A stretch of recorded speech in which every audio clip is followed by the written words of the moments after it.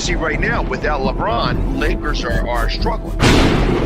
Let me tell you about a team I hate, all right? I know the Dallas Cowboy fan is here, so I had to make sure he knew how much I hate this team. I'm ready. I've often said that the people who run baseball, they try very hard to ruin it.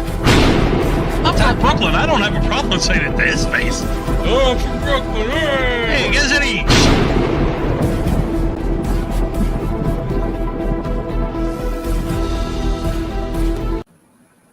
This is Northeast Streaming Sports.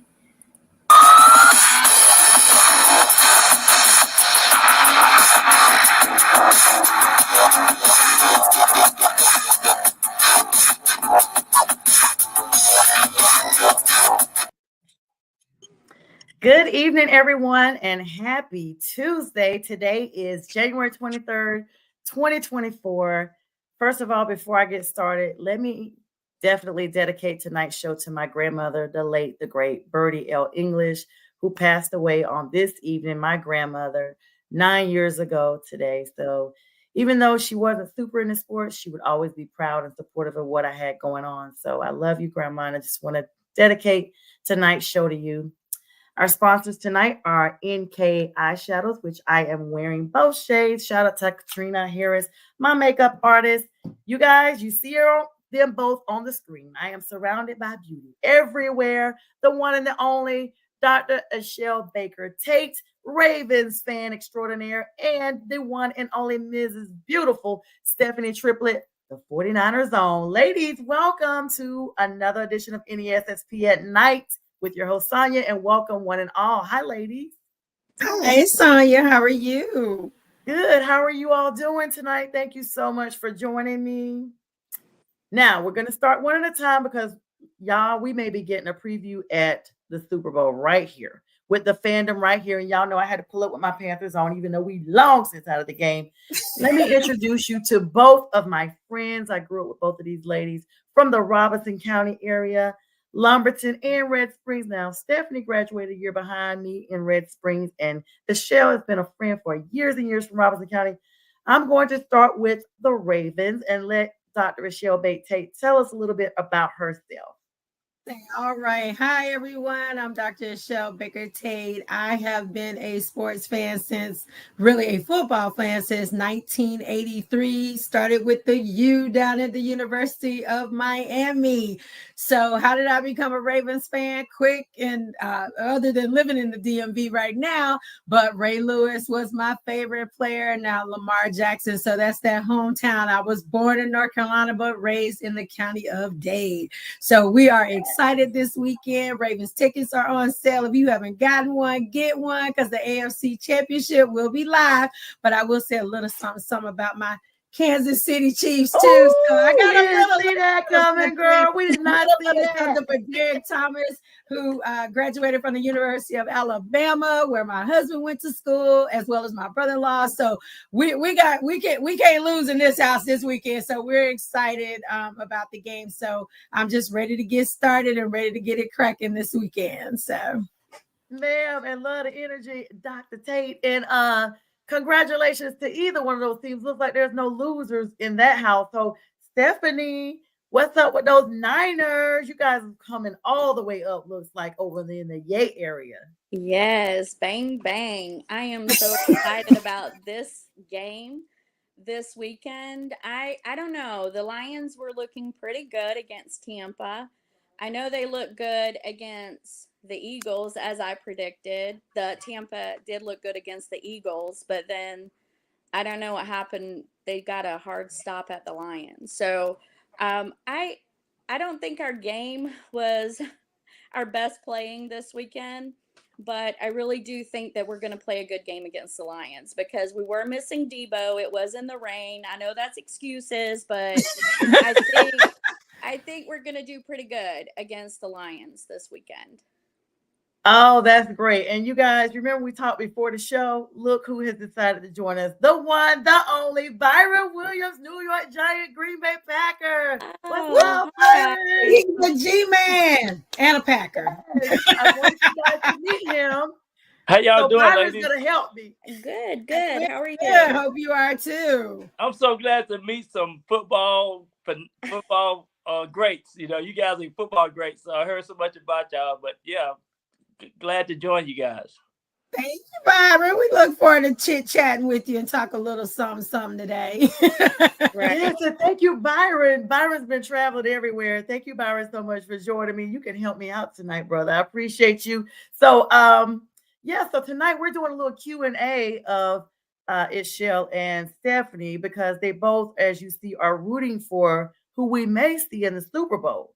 Now, we have so much changing news going on. Like the Panthers got their general manager today, Dan Morgan. So excited about that. He formerly played with the Panthers. Looks like Tepper is kind of bowing out a little bit.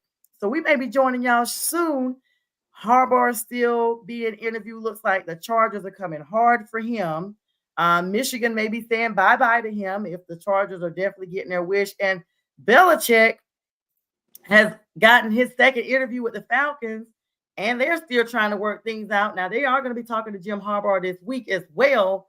But looks like in any case, Harbaugh's coming back to the NFL, and Belichick may be in Atlanta. And the joke is he may be asking for $28.3 million. Y'all get the joke. Y'all get the joke, everybody. 28.3. Okay. But anyway. Hey, if Jay Gruden can get $100 million, going to give Belichick that 28.5. So yes. Right. What you say, Byron? No, I was just saying I should have gotten into coaching. I tell you, I was just right. No, but Belichick was with me in New York with the Giants, so I know him. He's a real good guy. I mean, he's a football fanatic, so he grew up from day one that he was going to be this is what he wanted to be, landing in football. So I'm happy for him. I saw him a couple of years ago at the Super Bowl. Probably see him this year at the Super Bowl. So just excited to always talk to him because he's such a great football-minded guy, you know.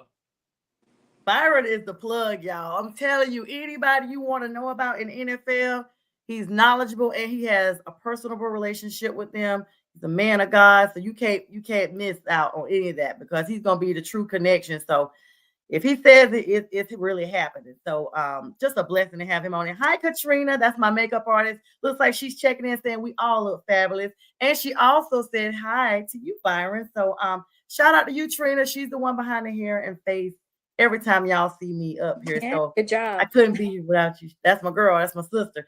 And then we have also, she knows stuff. I tell you that. And good evening to my sister Erlene in Virginia. All right, y'all. So since everybody's here now, all accounted for, let's start one by one. Now we talked about, let's talk about the NFC. You know, I'm kind of partial to them first. So that's going to be you, Stephanie.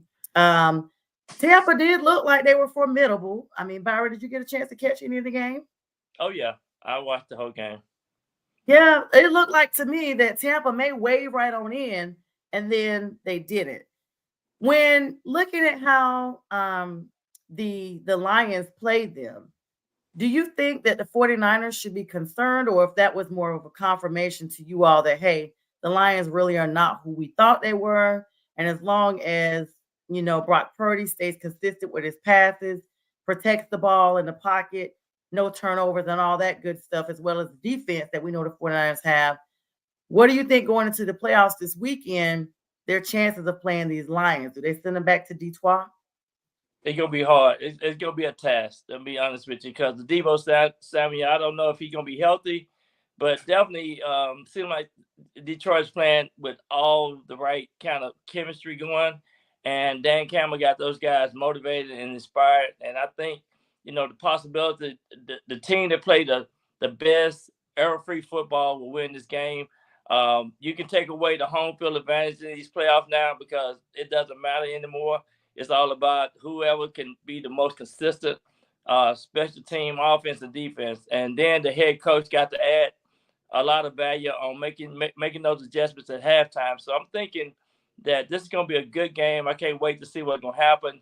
In fact, it might be an upset.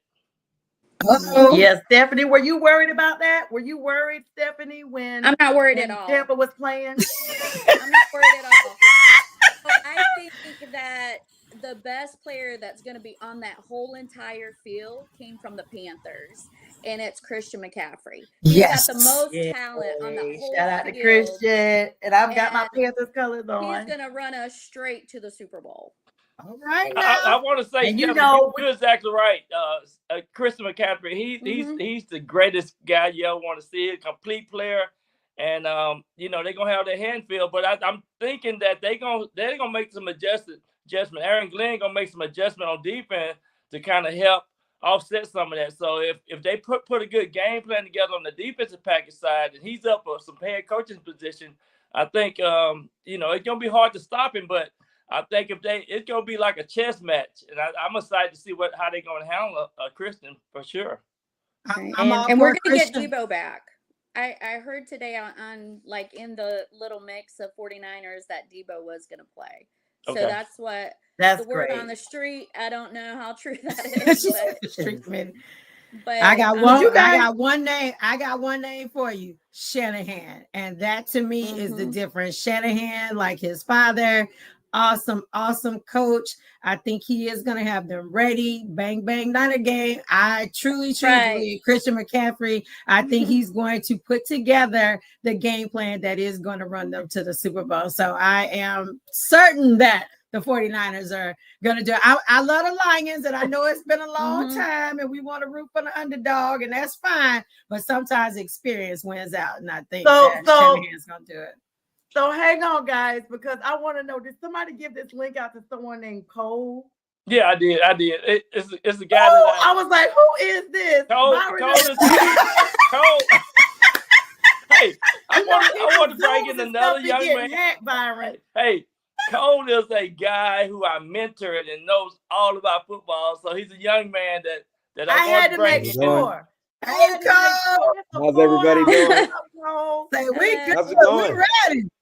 Yeah, I just got off work. And got the call from Byron, and then we just had a little conversation. Listen, Cole. All right, thank you for coming up, Byron. You got to let us know because you know I didn't want to let y'all know. I didn't want to let y'all know. People be hacking into stuff. Because let me tell you something. Sonja, let me tell you something. It's just like Debo got that shoulder injury. You never know when you'll get a pop-up. So I'm telling you. You never know. Right. All right. Well, ladies, look like it's almost just as many of us as it is them. So Cole, welcome. These are my friends, Ixchel and Stephanie.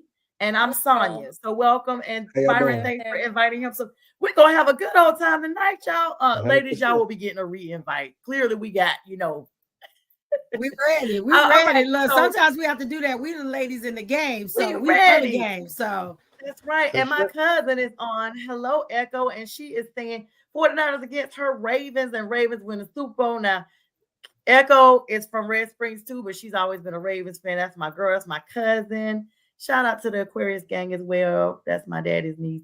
So love you, Echo. Thanks for joining us tonight. And Katrina just said it is a party up in here for real. Like we got the whole so Debo's coming back. And looks like, and Cole, don't you worry, we'll get a chance to talk to you in a minute because I want to know who you got in this game. Ixchel, the Ravens. Looks like this is the year of Lamar all the way around. He bartered his own contract without an agent. He bet on himself. Even at the draft, they were like, hey, are you sure you don't want to play? I think it was running back. He's like, no, I'm a quarterback. Like he was refusing to call it out. And when you talk about betting on yourself, he is the poster child for I bet on me and Juan, 10 toes down. So he's not arguably the best MVP. Does he wear the crown in the end? The Ravens look unstoppable. We saw what they did to Miami. And Miami going into the season, even halfway through, we thought they were formidable and playoff bound. They left them in shambles. I mean, you almost could see the water boys bringing out Band-Aids today. I watched them. Yes. And Katrina says, hey, Cole, and producer Linda's on here saying, what is this so kind of party? And Matt was invited. We didn't know, Linda, that Byron was bringing friends and family, but you guys are more than welcome. If you want me to send you the link, I will pause right now and send it, and we'll just shut the whole Roku down for the night. I love it. So, Ixchel, is this the Ravens' year? Are the Ravens ravishly for real? Oh, I believe so. I think that once Lamar got the win last week and the fashion that they did it in, I really believe that his confidence has been built. People were tearing him down all year saying, you know, he shouldn't do it by himself. He needs to cave. He needs to do this. And what I love about him, he's doing it his way. Harbaugh certainly has incentive with baby brother becoming a national champion. We ain't gonna talk about that because I'm Roll Tide Roll, so you know I have a certain thing about Nick Saban, so we won't go there. But I think with the support between the defense, the offense, I think that he has all the pieces that he's needed all along to be successful. I mean, for years, Lamar was running for his life, which used to be we don't have lines like we need. I think that the Ravens finally have an O-line that is protecting him, letting him be him. Offensive coordinators letting him be him, and he's doing his thing. Now, I will say this, Kansas City on the side. Mahomes is reminding me of Brady when everybody would count Brady out and Mahomes would rise to the occasion, just like Brady did. Now that Brady's out of the league, I feel like Mahomes is taking on that role of being most hated at times. And I do want to set the record straight. Taylor Swift did not start the swag surf. So let's just okay. Everybody is sick and tired of seeing her at all the games. I don't really care about that. I just know her last game gonna be on Sunday. So I believe that the Ravens have what it takes to do what they're supposed to do. I have all the confidence in the world in that team, and I think that they are going to send Kansas City home. This is a limping Kansas City team, and I think they're going to limp right on out of Baltimore before the snow comes back again. So we're going to send them back to the tundra. And Cole, and thanks for that. Cole, did the Bills have this game and they just let it get away? If you give Pat Mahomes any time, he's going to win. And it's just the rivalry that's going on. Josh hasn't really beat Pat in big time games to go to the Super Bowl. I'm looking at it like Pat hasn't lost a playoff game in like 3 years, so it's hard to really even beat him right now. He's really unbeatable. Like you said, he's most hated. People don't like Pat, what he does, and it's going to be a good matchup too as well. But I think that what it came down to was that 4th and 5 when they went for it, I believe. Mm-hmm. Yeah, so I think Pat Mahomes, that was just it was a good game, 27-24, I believe, 3-point game. Very close. Very close game. It came down to the wire, but I believe it was Pat Mahomes versus Pat Mahomes. It's hard to beat him in the playoffs.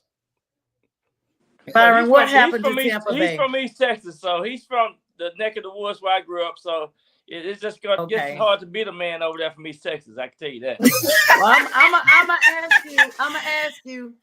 gonna ask you, Byron, what happened to Tampa Bay? Did they even have a chance against the Lions? I think they had an average chance, but overall, I think they missed some opportunities. I thought it was late connecting with the wide receivers. You know, Mike Evans and those guys are awesome. I think they got a good set of wide receivers, but hats off to Baker Mayfield for what he did and what he brought to the team. I just think they defenses always have played good in Tampa, but I just think sometimes it's the other team year, and so I think it's Detroit time to advance to that next level, and I still think Tampa Bay got to still find some pieces to plug, but yeah, it was a good game. And the good thing about it, it was a competitive game. You know, it wasn't like a washout or anything like that. So that was a good thing to watch and see. But I'm mostly happy I tell everybody, when I usually look at the coaches, I look at the offense, the defense, the special team, but mainly the defense is what you have to look at going into the playoffs. Yeah. You really do have to do that. And so Stephanie, since we know that, Brock Purdy has also been in MVP contention. He's been compared to Lamar off and on this entire season with the style of play and everything. This matchup will certainly not disappoint. Do you think the game will be close? Going against Lamar Jackson in San Francisco in a Super Bowl? Mm-hmm. I'm going to bet on my team, but I'd rather face the Kansas City Chiefs. Do you think Now, because we've seen them in a Super Bowl, we know, how they're playing, what they're bringing. And to me, it's like Kansas City Chiefs, that's my husband's team, but they're kind of limping right now. And then you have, it just seems to me like Travis Kelce has been a little distracted and hasn't played his best year. So you're used to seeing him being like the game changer, like everything. But then I don't know if they can handle Lamar, because if they try to blitz on him, like, you're just gonna give him a free run to the end zone. Like, how are they gonna control him? How are they gonna contain him? Like, I don't think they have anybody, maybe Pacheco, but I just think Lamar is like, he's playing his best ball right now. Like last year, he sat down until they finally paid him. And then when they finally paid him, it was like, and I know he was hurt, I guess, but I think he was sitting down to get paid. And so I kind of got it. They didn't even make it to. They didn't even make it to the playoffs without him. Yeah. So I got a little ahead. That was my next question. My bad. I got a little ahead. My mental there. I wanted to ask you, Dan Campbell and the Lions, because that's you all's next matchup. Dan Campbell and the Lions have been waiting for, the Lions have been waiting for 30 years. Their first championship was in 1957, before it was even the Super Bowl per se, that they got a championship. They won their divisional, the first one in 1992 and the second one in 1993, my senior year of high school. They have not won in over 30 years. The Lions are hungry. And we've all seen the clips of Dan Campbell in the locker room or talking to his team, and the hype is real. I always tell people sometimes it becomes beyond physicality and it becomes the mental. When the mental is above the physicality, sometimes it's enough to bring that team up to supersede what other people thought. Without Christian McCaffrey's contribution to the game and Debo coming back, who else is there that you all can rely on to definitely, because they're going to wear him out. We've seen Carolina wear out Christian McCaffrey. He cannot carry the team the entire game. Who else is there that the 49ers can bet on to make sure that they get this win? George Kittle, Brandon Ayuk, Trent Williams. Like, there's so many. They have so much on their team. Like, with Debo being added to the mix, like, I mean, Juwan Jennings just caught like this ball on the weekend, and they have so many, like, there's so many guys on that team that can bring this win home. Like, it's hard to think that they won't win this game, to me. And the 49ers are. And then they're still kind of sore from last year, not having a chance to win because their quarterback. That's what I was about to talk about. Gone. Yep.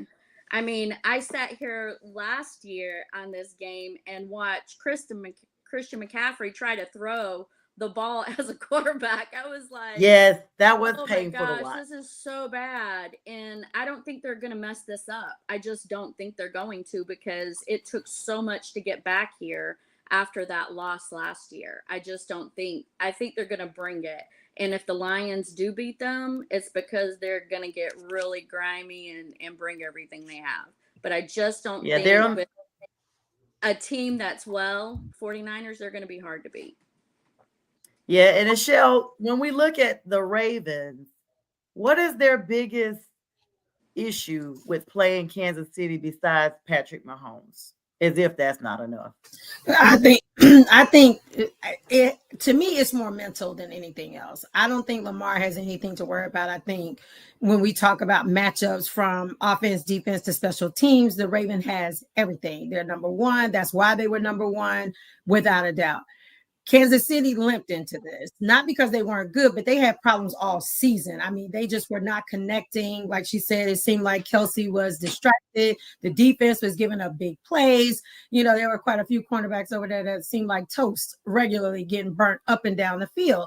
So I don't feel like that corrects itself just because you're in the game. Now, for this game, if it's close and it's coming down to who has the ball last, it's going to need to be Lamar. When it comes to, if you're talking about field goals versus touchdown, I think mentally the Ravens have to get past the fact that they are the Kansas City Chiefs. They need to treat them like anybody else and say, we're in it to win it and we're trying to go to the Super Bowl. They can't look to the Super Bowl looking at the next opponent, but at the same time, they need to be like, hey, we're in this. Lamar got this. He's got to have that confidence and not listen to what all the naysayers say, you know, kind of like what Bama was saying all year. Let all naysayers know. He needs to adopt that mantra and like, hey, I can do this. And I think as long as the defense doesn't let them down, it isn't a situation where they're very close and one, you know, series is going to change that or win it.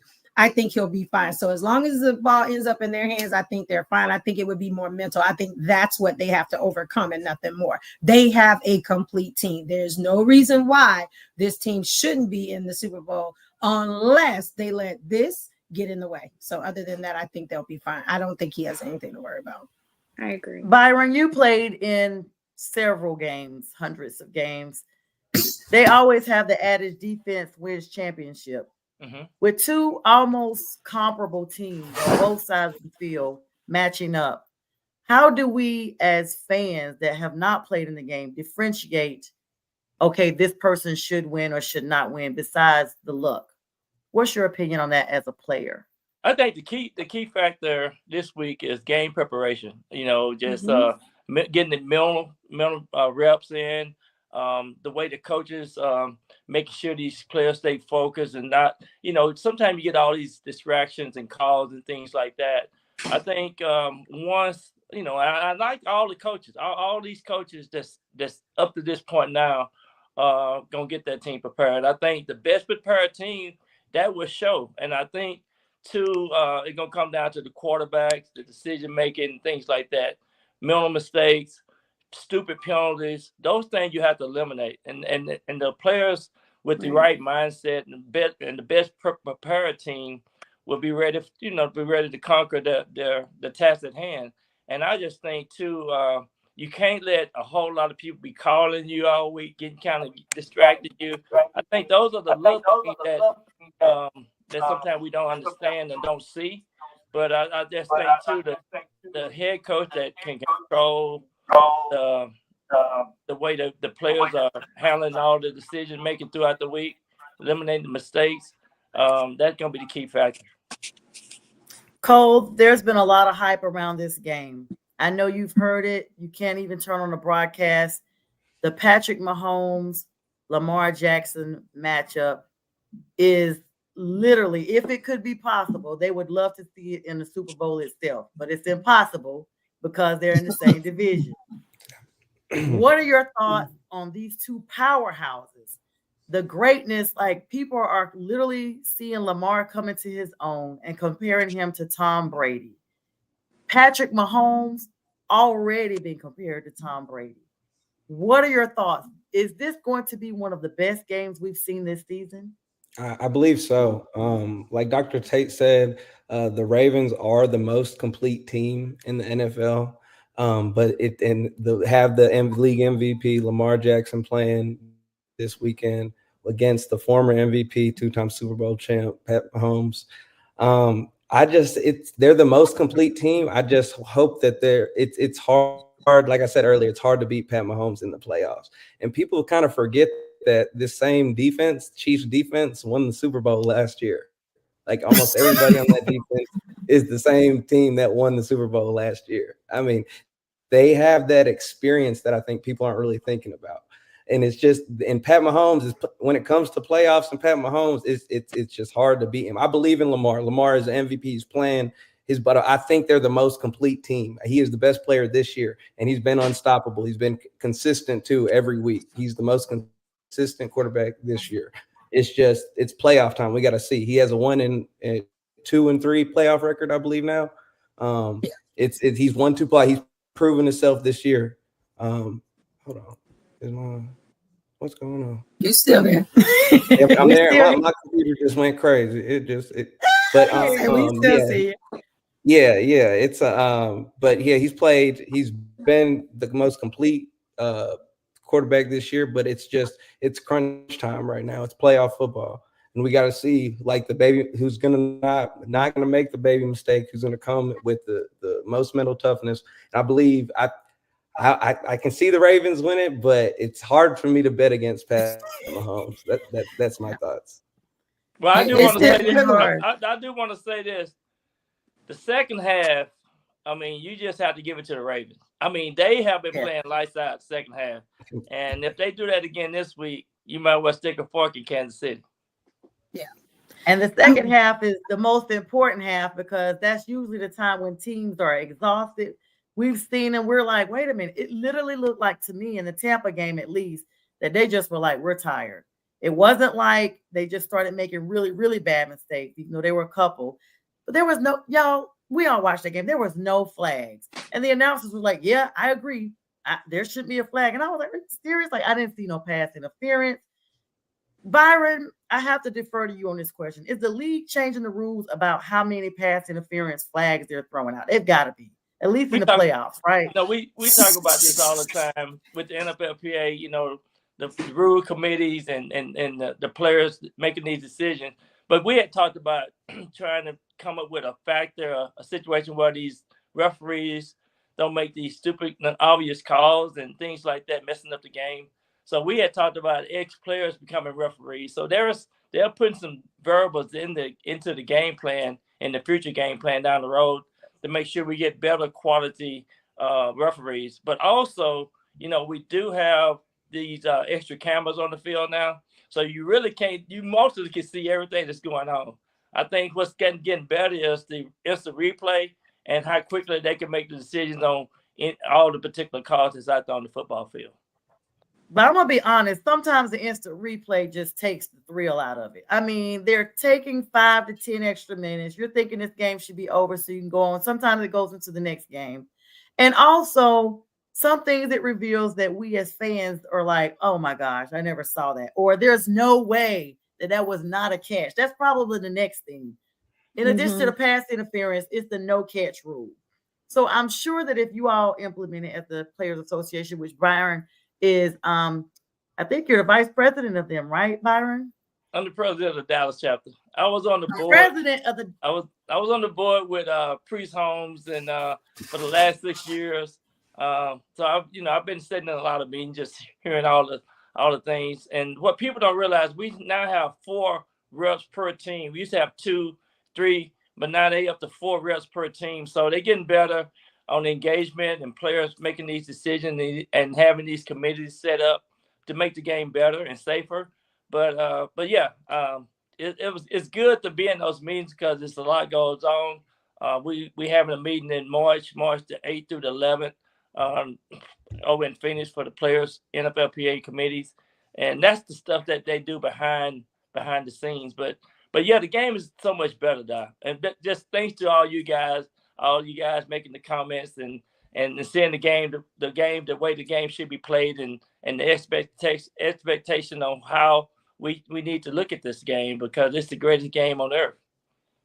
It is. And so Echo says with that, and thanks, Byron, because they definitely need to do that, especially when you're talking about my team didn't have a catch, but I know they did, and then we lose. But it's all the control. You know, I had my football. It's control all the way through, 2 feet down, slide and cross. Come on now. No bobbles. I can't. That's bobble. right. No I do this. None of this. And it's like, so if I catch it right here and I fall and it falls out, it's not a catch. It depends on where you fall. It depends on where you fell, but you have to hold the ball all the way through to the end. So you cannot come out of that. And that new rule, if you fumble and it goes through the end zone and it's automatically turned over to the other team, to me, I was like, oh my goodness. That's always no matter what down it is. That's crazy. No, it depends. If you broke the plane first, then broke it's a the plane touchdown. first. But Yes. if you did not, if you lost control before you broke the plane, yes, it goes to the And other it's a team, touchdown. and Yep. rightfully it should. And So if yeah. the ball is moving, it's always if the ball is moving and if you have control of the ball. It's got to be still. It's got to be. It can't. It's something, y'all. That's why I have all y'all on here to help me out. So thank you. So Echo says the Ravens they don't have the same team from last year. They went hard in the draft to fill a lot of holes. And this Ravens team is very different, and it's going to take a lot for the Chiefs to stop them. What are y'all's thoughts? Anybody that wants to chime in? Well, I'll say this. I mean, on paper and what we've seen on the field thus far, that should be correct. But we know that the game is not just comprised of those things. It's not what you did last week. It's what you're doing this week. So right. I think in terms of that, again, we're talking about mental toughness is going to play. Conditions are going to be fine in Baltimore on Sunday. It's going to be 47 degrees. That's good for both teams. It's good for Baltimore because we don't do the tundra here. I had a heart attack with this snowstorm last week. So this is not our thing. Kansas City is used to playing that. Andy Reid don't mind his mustache being frozen and all that kind of stuff. So that's not going to be a factor. They've got the best conditions as if they're playing a sunny game on Sunday. So it's do or die. It's not what he did last week. He's got to be able to say, I'm here to conduct business. This is a game. I am trying to go to the next game. And if he doesn't do that, if they don't do that, and you let the fact that Patrick Mahomes is on the other side, what you've done all year, who cares if you're 15-1 if you don't win that one? Who cares when the Patriots went undefeated in the regular season, but you lost to who? The G-Men in the Super Bowl. Who cared that you went undefeated? And no one cares because you didn't win the big one. So none of that matters, and that's why my Dolphins still got their undefeated season. That's Don Shula era. Don Shula and my Dolphins. And Ixchel, you remember we had some Miami fans jumping on the Panthers bandwagon when we were 15-0 at the point, and then we lost to the Falcons of all people that live here, but we still was like, oh, we're gonna win the Super Bowl. The record was shattered. Like people were trying to really become honorary Pantherette to be part of our crew because Ixchel knows that I started the Carolina Pantherettes fan group. We have I was one of the original members with her. Yes, one of the original members. Back. But since Cam's exodus, now we're down to about 8,000. But still, we got enough. Let me get on that bandwagon or what? Yes, not that many fans, but So Stephanie, what happened? I know you are a 49ers fan and through, but I know you had to see Josh Allen in those last moments of that game. Everybody saw it. I literally feel like Bills Mafia should have been here and not Patrick Mahomes. I know Cole says never bet against them, but in my mind, I was betting. I mean, you can watch my previous episodes. I just still had the Bills. I felt like this was their time. I feel like, they wanted it. And I feel like with the exception of that last era, they would have had a game. But however, they always say if you play the entire game, you don't have to worry about that last mistake that cost you the entire game. What are your thoughts about that Bills game? What happened to poor Josh? Well, I'm going to kind of quote what Fred Warner said. He said, the best team doesn't always win the Super Bowl or the playoff game simply because we don't have series like in other sports and basketball and baseball, even hockey, they have like a series. So the best team is definitely going to win. But in football, it's like you win this game or you go home.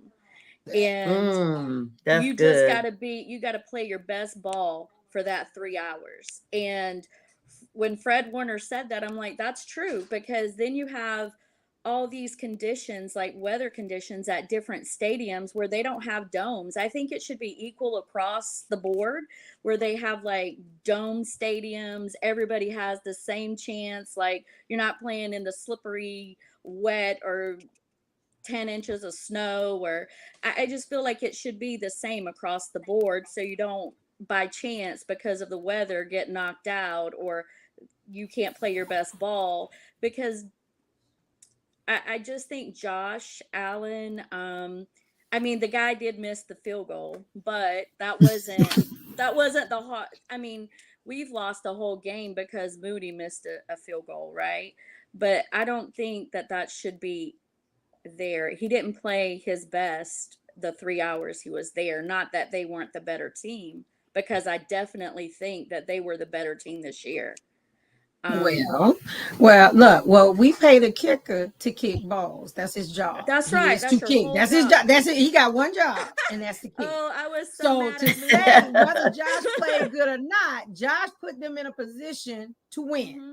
That's right. It was the kicker's responsibility to tie the game, to go to overtime, or whatever the case may be. He got one job. I hate it. That's right. So he put the whole game on his back. And when that happened, I put you in a position. I hated it.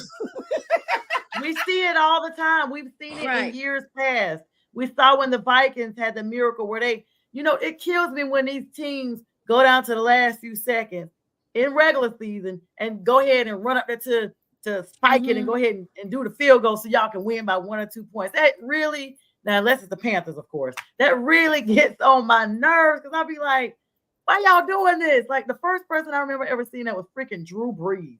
And I'm a Drew Brees fan, but he was notorious for doing that. Like it's almost like it's kind of like akin to the tush push that the Eagles have started. That's Drew Brees' 3-down rule type. And so it's just crazy. So now we got a comment here. Hold on, let's see. Now this is Dolphins Troy, another homie from Red Springs. Great show tonight. I totally agree with Echo Miguel. No disrespect to Kansas City or Detroit. And thanks for your comment, Dolphins. I believe that San Fran will meet Baltimore in the Super Bowl and Baltimore will deliver. I don't see Brock Purdy outplaying Lamar. And I don't see San Francisco's defense slowing down the Baltimore offense enough. Now, if for some reason the game is tight, the wild card named Justin Tucker is automatic from 33, 43, 53, and I believe 63. Baltimore Ravens wins. What a comment, Dolphins. Oh, wow. Thank you. What a comment. Byron, I will let you address that because that is a big comment. I'm going to leave it to the professionals on that one. Thanks for that Mr. comment. Troy, me and you on the same page. I'm predicting that as well. I just think, you definitely, it might come down to that kick. And Justin Tucker has been around for so many years. And it's just sometimes it's just Lamar Jackson. It's his year. That's number 2. I can see exactly that happen. That's why I'm so excited to be in Las Vegas that weekend, because I do think I think it's gonna happen that way. So kudos to you for putting all that in the write up. And I agree with that. I agree with that. So if I was a betting man, that's the way I would bet it as well. And Dolphins is a Commanders fan. So Dolphins, let us know if you got anybody up on the hook for a coach since Rivera's left. And thank you for the comment and for tuning in. And make sure you catch me anytime you see the live button. Just come on it and feel free to comment. Now, looks like Echo has a response to that. I agree. Everyone should have the same domes across the board. Example, Houston is good, but they aren't built for the weather. We had here, no matter how much practice they put in, the weather took a toll on that game, and the Ravens are accustomed to it. Now, Ford Field to me is the classic example. Ford Field is in the middle of Detroit, the most inclement weather area, but they protect it. You go up there, and it was probably 65 degrees in that stadium. Some people had on tank tops. I mean, people at the Bills game where it was snowing had no shirts on, so I guess that's no indicator. But that's because they were full of all the booze and the hype, I guess. So it kept it warm.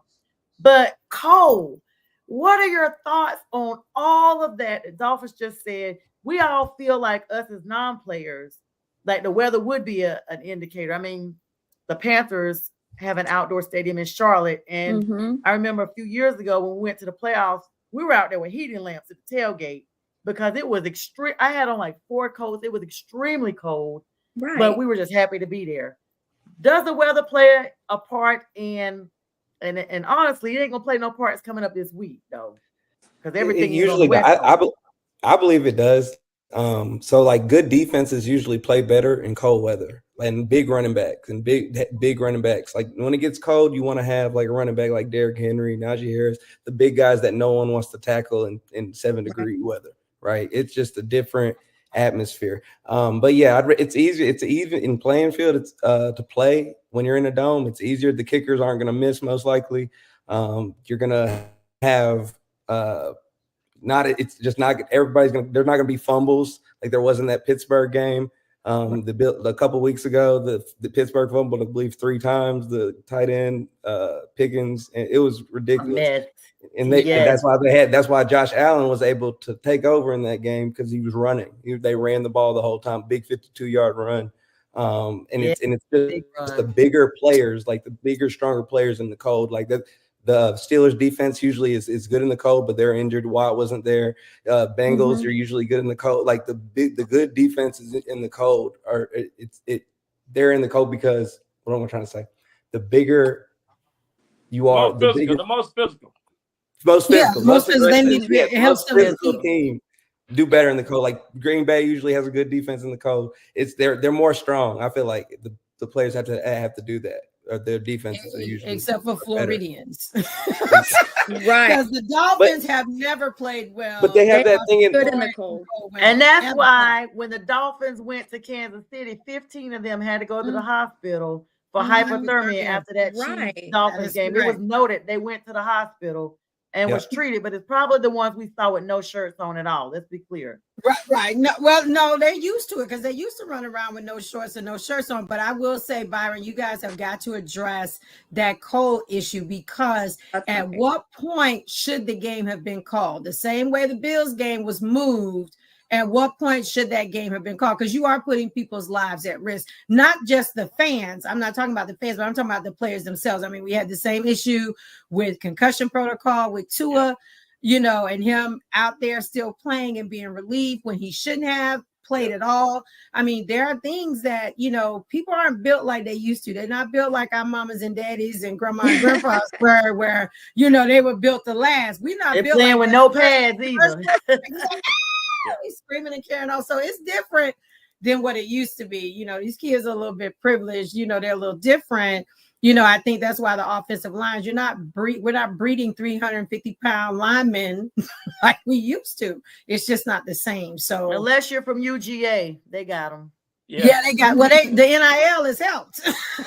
Yes, but that's really good. That's a really good point. I mean, you're point on. I think the game has changed, the body structure and the mass and the muscle mass have changed on these players so much faster. I tell everybody, if you ever have a chance to stand on the sideline and watch a game live, you really can appreciate the game even more because of the speed of the game and the size of those athletes.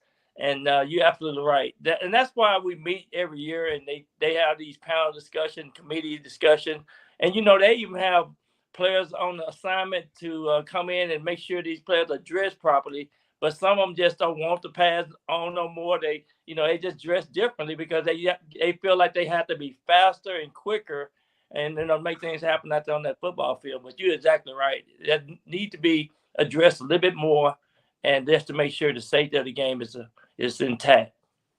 Well, that's also a good point, because you think about it, they changed the helmets over because of concussion protocols. But at the end of the day, these people are adults. And if you got people out there that's trying to make sure they're dressing appropriately and they're still like over there taking off whatever, at what point are you able to even intervene, with the exception to say, okay, you're not playing because you're not appropriately dressed, you're not in uniform, would be my only thing, that maybe they could do that. Hey, you're not in pads, then you're not playing because you're not in uniform. We saw that sometimes players are cited for improperly dressing, where they would have different colors or what have you. And I guess that would be the same thing going on that. Now, guys, we're having such a good conversation, but we are at a quarter to the hour, a little bit past. So we got to switch gears here just a little bit so I can fit it all in, because there's so many of us. The coaching carousel that has gone on, it seems like every couple of days we're hearing about a coordinator or a head coach being fired. Looks like Nick Sirianni is safe for now. Go figure, they brought in Frank Wright, who was fired from the Panthers, to come in and consult with Sirianni. They haven't officially hired him yet, but they're possibly going to be hiring him as an offensive coordinator. He used to work with that organization, but they have relieved their defensive coordinator from the Eagles right now. So they're looking for one. And the word of the day for that is possibly Ron Rivera, who was the former Commanders coach. We know that Jim Harbaugh has been interviewing a couple of times here and there throughout. He even has an upcoming interview with the Atlanta Falcons this Thursday. Bill Belichick just wrapped up his second interview with the Falcons, and so he's waiting for a follow-up. In fact, they met so long and lengthy. They were actually talking about the intricacies of the team as a whole, which means general manager type stuff. Because you guys know Belichick, if he gets hired, he's not just going to be out there as a coach. He's going to be very involved from what everyone is saying. So we still have some people looking for coaching positions. I heard that, I can't think of his name. From Cincinnati was hired for the Tennessee Titans. Bill something. He was hired with them. So with it, notwithstanding Tennessee, we still have Carolina, who hired their general manager Dan Morgan today, who formerly was a player number 55. So he's back. But we still need a coach. Washington still needs a coach. The Chargers are still needing a coach, even though they're leaning towards Harbaugh and basically saying they're willing to pay him whatever. What are your thoughts? And Anthony, thank you so much for commenting. Anthony co-host Philly is in trouble, y'all. G-Man, Philly is in trouble. And he knows Anthony's going to be running my show on February 1st because I'm going to be out on vacation for my birthday, y'all. 2424. But and Anthony was on with me the last couple of episodes and really a good football head from college and NFL perspective, a G-Man himself. But he just said Philly is in trouble, and he's right. But all of you, we got about 9 minutes left. I'm not going to call on you individuals. Just feel free to chime in. What are your thoughts on the coaching carousel? Who goes where? Well, first of all, I don't know why McCarthy was kept at the Cowboys. Sirianni has his issues in Philly because I don't know what happened between last year and this year, but that was not the same team. That is not the Super Bowl team. That was not Jalen Hurts playing his best ball. That was none of that. I guess for me, excuse me, Ixchel, real quick. Let me plug in right there. There is an inside issue in the locker room that's not related to Sirianni or to the administration of the Eagles. It's something internal between the players is what's been out there right now. But if that is the case, as a coach, you're supposed to be the leader and set the tone. And I realize that they're grown men, but at some point there has to be accountability and responsibility that either the player goes or you go. It's one of the two. Right. But I guess when I see all of these coaches being interviewed, et cetera, my question, and really, Byron, this is for you. Where are the African-American coaches? Bieniemy left Kansas City to go over to the Commanders for a lateral move, basically. Where is he as far as getting a job, and why hasn't he gotten one? There are other coaches that are they created this program for them to go through, but yet they're not being even interviewed or selected. The whole thing with Flores, Mike Tomlin is safe for now. What is really happening with the talent? And, Belichick is like, again, why are we picking older coaches when there are younger coaches in the pipeline and not giving them an opportunity? And as far as the Panthers go, it's the owner. That is the equivalent of Dan Snyder over at the Panthers. So until y'all get rid of the owner, nothing's going to change. You can say what you want to say about the last one, but we know. I'm not condoning what he did or didn't do. We know. But he was a compassionate person. And so I think it has a lot to do with ownership. But also, are we committed to breeding the right talent? I'm not saying they got to be African-American. I'm just not seeing where those names are even being bandied about. Why is Eric Bieniemy still kind of stuck, whatever they're going to do with him at the Commanders? There is talent out there. There are offensive and defensive minds out there, and it's not happening. That's all I'm saying. And so, honestly, we will keep mediocrity. Right. When there's other talent out there that could, Milwaukee just fired somebody and he had a winning record. Yeah, okay. Like the defense ain't working. Well, the season ain't over yet. You didn't give him a chance to fail. At some point, can we get failure first before we make moves? But so that's just me. So that's I want to say this, and sometimes it's the good old boy network, and I'm glad they do have the Rooney Rule in. That they have to interview so many players, but Bieniemy, I heard too that the Kansas City Chiefs wanted him really bad to come back to Kansas City during the season, but they didn't have they wouldn't let that happen. The Washington team to let that happen. So you hear rumors all the time that's going back and forth, but a lot of these guys get jobs because they're friends of the head coach or they're friends of the general manager, which is crazy. But that's the beast of the game. But I think now with these contracts for these coaches, they get guaranteed contracts, whether they play coach 1 year or 2 year. After 4 or 5 years, they're still gonna get their money. So that's another thing that's happened, and I think that's really made the game kind of not good. But yet, it's not no accountability in the coaching system as well. So there's a lot of problems still and concerns that I think need to be, addressed. But it's not happening right now. Wasn't there an incentive if you hired a minority coach? Because I know San Francisco put out D'Amico Ryans. They sent over the Dolphins coach. We got picks for those coaches. So I think to hire a minority coach, you get an incentive if you send a minority coach to another team. So there is an incentive program for it. I just don't know why it's not being used. Yeah, they found a way around the Rooney Rule. Yeah, exactly. And yeah, thank you, Willie, for your comment.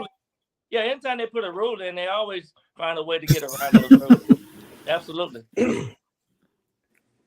Cole, what are your thoughts? Yeah, 100%. I think it's like Byron said, it's the relationships and the network, because a lot of the head coaches are all friends, or they coach with each other and on a different team, and then it's just a relationship building. And if you're not in with that relationship or that group of people, I mean, because like Bill Belichick and Nick Saban used to coach on the same team on the Browns together, right? Right. Yep. They had Shanahan and his daddy, his pop, as well as the Grudens, the Gruden family, right? Yeah, a lot of family there. Yeah, so it's just the net. I believe it's the network, and then there's every now and then, but I just think possibly it's the network and who and they've built the relationships and trust with But not to cut you off, but last year Anthony Lynn came here to Dallas and I helped him do his event. And, he did a great job with the Chargers, but they let him go. So, exactly. And he's coaching running back for the 49ers. But my point is, it's a lot of good coaches still they won't let them stay 3 to 4 years. And I think if you don't let the guys stay 3 to 4 years, then how can you evaluate them? How can you do a good job? Because there's so much in the equation with the players getting hurt and movement of the players and things like that. Yep. Steve Wilkes. Is it Steve Wilkes? Right. With the 40. We got him from the Panthers. Yeah. Mm-hmm. Yeah. They got him and Christian McCaffrey from the Panthers for a package deal. I love him. What we get? That was so amazing. We got 2 wins. I should have wore my McCaffrey jersey tonight. I didn't think about it. I'm a Saints fan, by the way. Play. Oh my! Hey, then you wear your Ingram jersey. Not or Camara. I got the Camara one. And hi, CJ. That's another one of my hosts on there. CJ D. Simone. He's the painkiller. He has his nice show that comes on NESSP network. Y'all, this has been real. So real quick, the games. We're gonna do a quick pick. I know you all want to bet on your own team, but realistically, who you got? And since Cole and I and Byron are not fans of either of the teams, we're gonna be non-judgmental and non-swayed and do our picks. I'll do mine last. We got about 1 minute. You guys go. For our game this weekend, Ravens and Chiefs, I'm going with Baltimore 27-24. All right. That's Baltimore 27-24 for that game. And Stephanie? Oh, I'm definitely going. I think it's hard to bet against Patrick Mahomes. I have to say that because last year I remember his Travis Kelce, you all bet against me. We won. Yeah, yeah, he said you did. Remember that rant he said on national TV? And yeah, I was the one that bet against them last year. I really thought the Eagles were going to do it, but I don't think they're gonna take out Lamar. I wish they would, so we wouldn't have to face them in the Super Bowl. But if we make it to Super Bowl, which I think we're going to, I'd rather face the Chiefs than Lamar Jackson. But I think Lamar's going to take that one. All right, Cole and Byron, we literally have about 30 seconds, y'all. I agree. I think you're going to be Baltimore and Detroit going to the Super Bowl. Upset City. All right. 28-25 Chiefs. 28-25 Right. What was Chiefs. your score, Cole? 28-25 Chiefs. Okay. And I too, I think it's going to be Baltimore and the Lions myself going to the Super Bowl as well. Y'all, it's been amazing. Feel free to hang on after we wrap up here. Thank you everyone that's tuned in tonight. Great commentary. I'll be back on here tomorrow night at 9 p.m. with the special host Chris Pompey out of the northeastern area. He's also got a couple of radio shows. Thank you, Byron. Thank you, Cole. Thank you, Stephanie. Thank you, Ixchel. I'm your host, Sonja Pearson. Everybody be safe, stay warm. And this has been an amazing, amazing night. Good luck to your team. And we are going to sound off for now, but we will see you all next time. And good night. This is Northeast